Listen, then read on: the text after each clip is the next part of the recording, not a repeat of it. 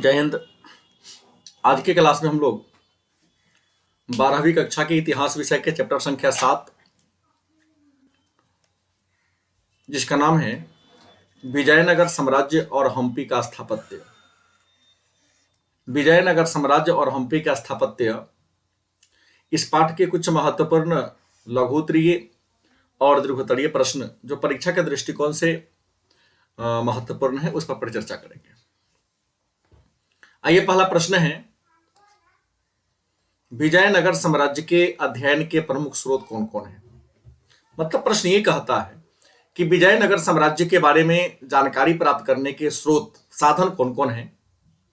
आप लिखेंगे विजयनगर साम्राज्य के इतिहास के जानकारी के प्रमुख स्रोत निम्नलिखित हैं। मतलब विजयनगर साम्राज्य के बारे में जानकारी प्राप्त करने के स्रोत हैं। नंबर 1, कृष्णदेव राय के द्वारा तेलुगु भाषा में लिखा गया पुस्तक आमुक्तमाल्याद। दूसरा, कृष्णदेव राय द्वारा रचित संस्कृत भाषा की पुस्तक जावंती कल्याणम। ईरानी राजदूत अब्दुल रज्जाक का यात्रा विवरण। रूसी यात्री अफनासी निकेतिन का यात्रा विवरण, अभिलेख और स्मारक। ये विजयनगर साम्राज्य के बारे में जानकारी प्राप्त करने के प्रमुख स्रोत हैं। अगला प्रश्न है, कॉलिन मैकेंजी कौन था। कॉलिन मैकेंजी कौन था। आप लिखेंगे Colin McKenzie east India company का एक कर्मचारी था जो विख्यात इंजीनियर, सर्वेक्षक और मानचित्र बनाने वाला था। इनका जन्म 1754 ईस्वी में इंग्लैंड में हुआ था। ईस्ट इंडिया कंपनी ने 1815 ईस्वी में इन्हें अपना पहला सर्वेयर जनरल ऑफ इंडिया नियुक्त किया था। इन्होंने 1800 ईस्वी में हम्पी के भग्नावशेष की खोज किया था। अगला प्रश्न है,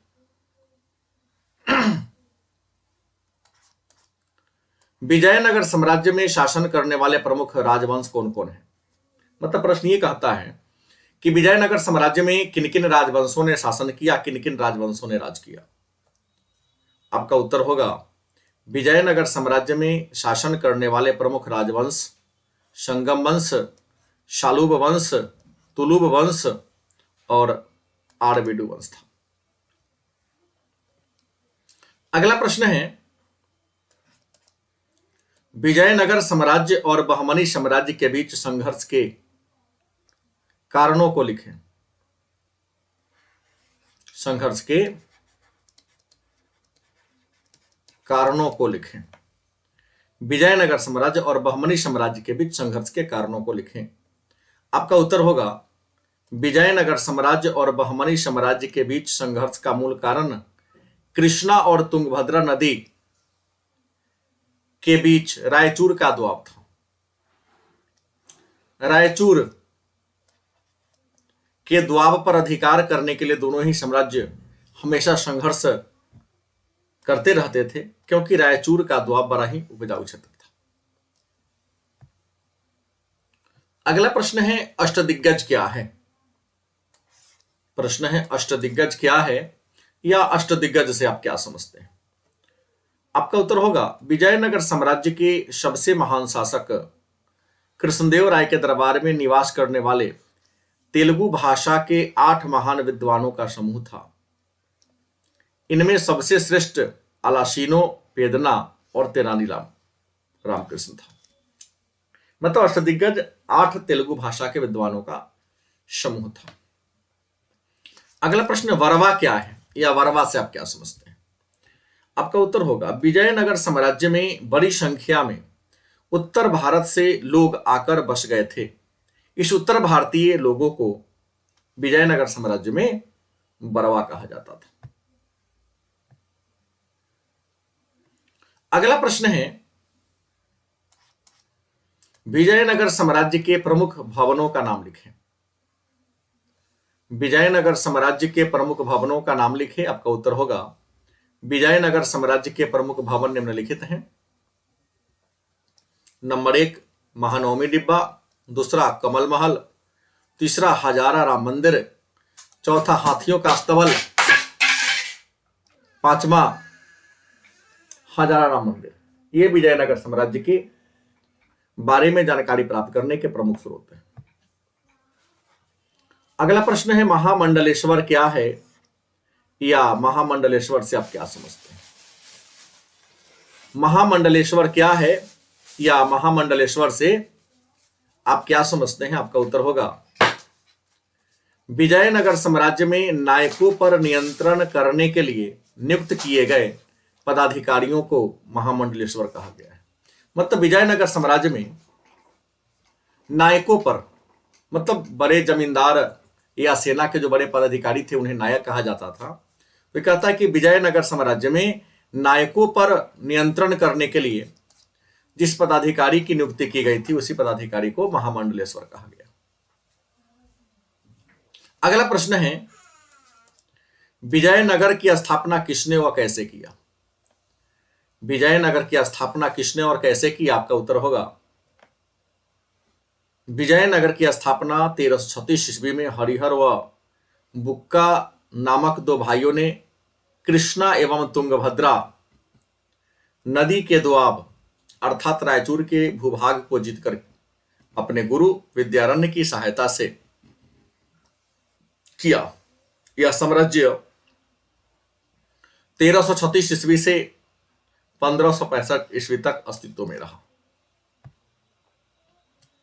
अगला प्रश्न है गोपुरम क्या है, या गोपुरम से आप क्या समझते हैं। गोपुरम क्या है, या गोपुरम से आप क्या समझते हैं। आपका उत्तर होगा गोपुरम मंदिर के प्रवेश द्वार को कहते हैं। विजयनगर साम्राज्य के शासकों ने अपने विजय या अन्य उपलब्धियों के अवसर पर बड़े बड़े मंदिर का निर्माण कराया तथा अपनी ताकत को दिखाने के लिए उसके प्रवेश द्वार को ऊंचा ऊंचा बनवाया, जिसे ही गोपुरम के नाम से जानते हैं। अगला प्रश्न है विजयनगर साम्राज्य के किन्हीं चार ऐतिहासिक इमारतों का उल्लेख करें, या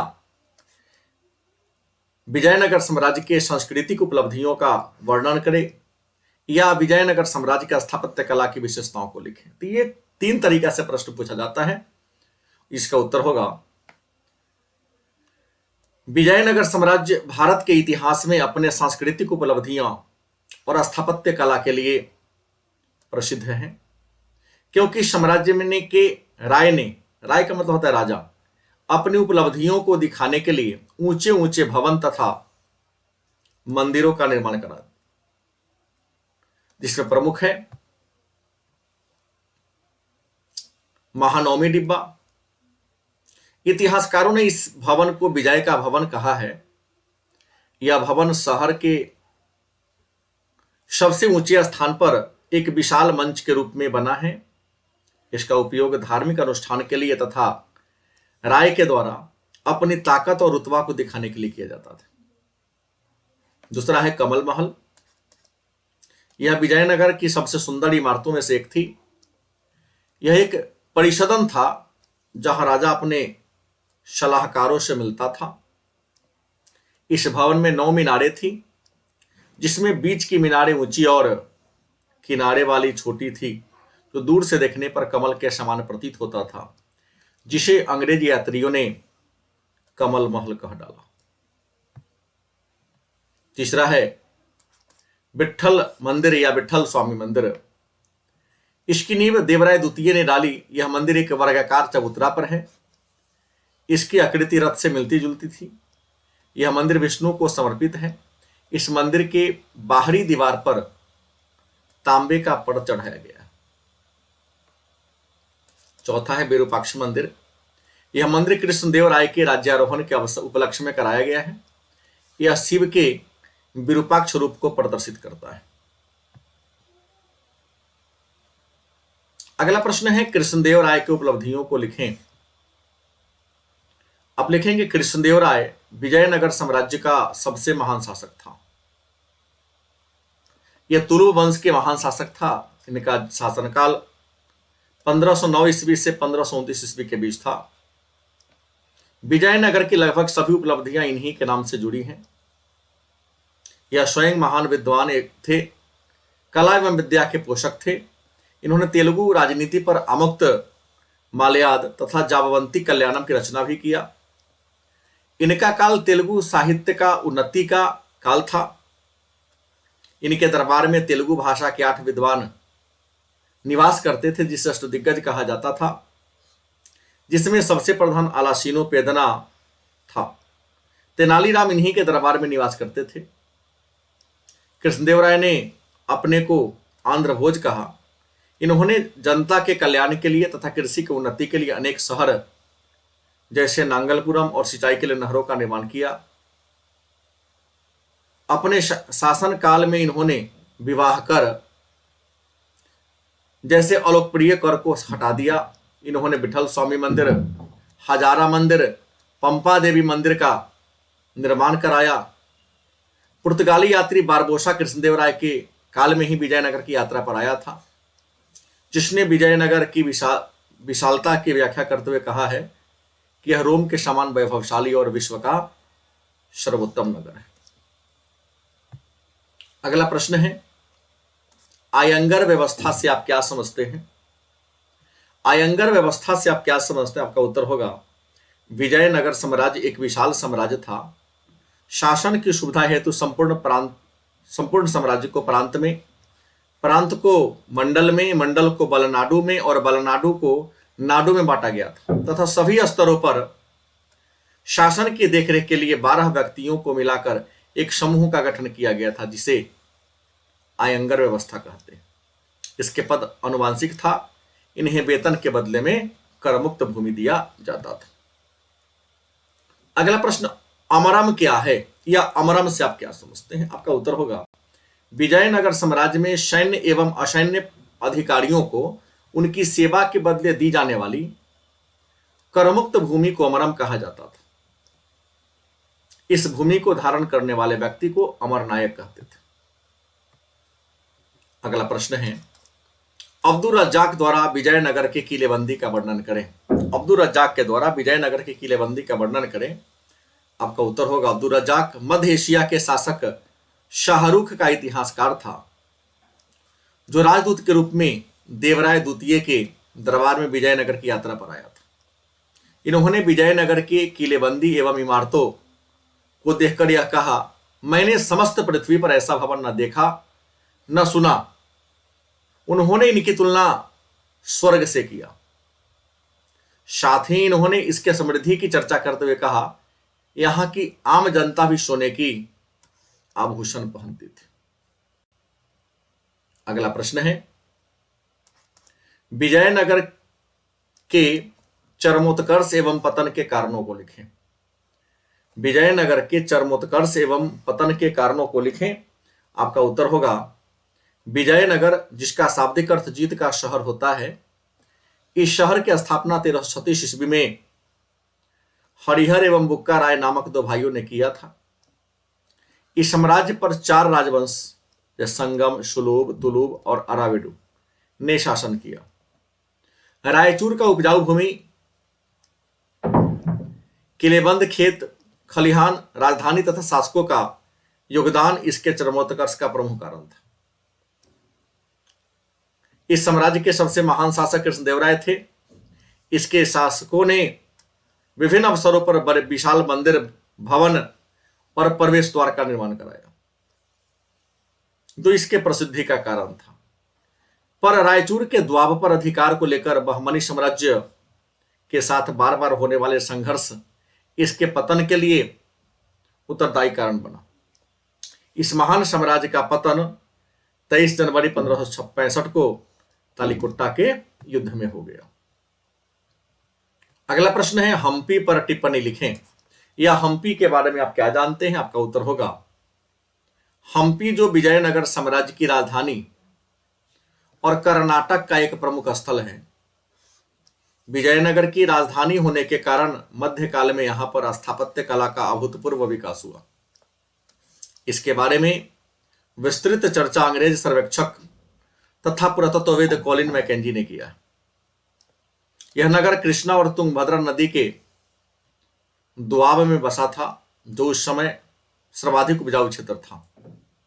कहा जाता है कि बानर राजा बाली इस क्षेत्र में निवास करते थे, क्योंकि किष्किंधा पर्वत जो बाली की राजधानी थी, तुंगभद्रा नदी के किनारे बसा था।